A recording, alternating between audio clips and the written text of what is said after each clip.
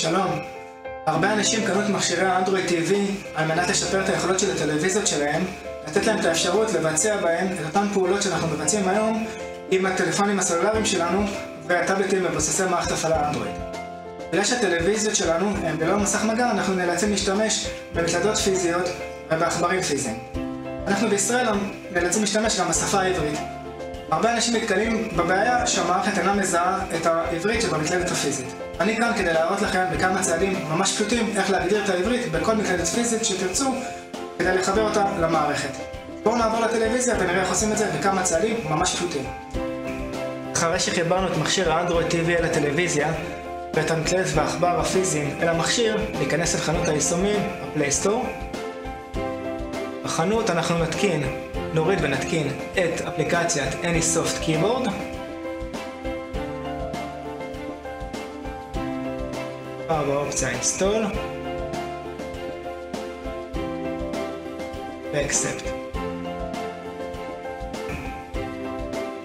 אחרי ההתקנה נעשה חזרה, נבחר בחבילת העברית ונתקין גם אותה, Install ו-Accept.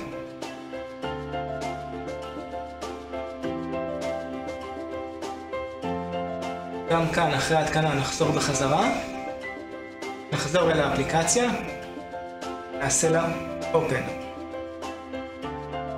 אנחנו מקבלים את ההודעה AnySoft Keyboard is not fully set up for use, click here to set up. כאן אנחנו מקבלים 3 שלבים פשוטים.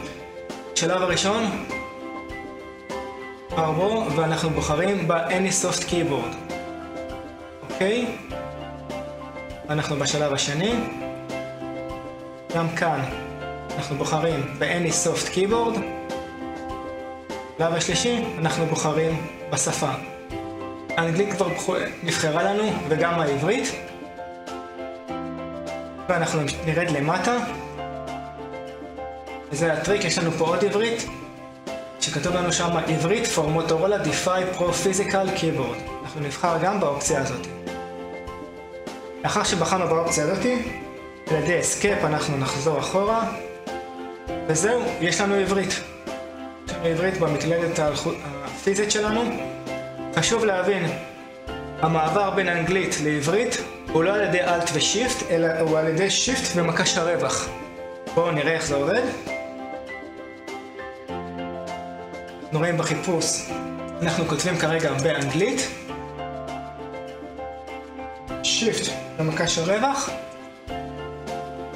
ואנחנו כותבים בעברית. זה הכל, 3 צעדים פשוטים, והמקלדת כותבת בעברית. אחרי שראינו כמה פשוט להגדיר את המקלדת הפיזית בעברית למכשיר האנדרואיד TV, שמח שיכולתי לעזור לכולכם. אם אהבתם את הסרטון ועזרתי לכם, בבקשה תשאירו לייק. אם אתם רוצים לראות סרטונים כאלו בהמשך, תירשמו לערוץ. עד הסרטון הבא, אני אסף, עוד.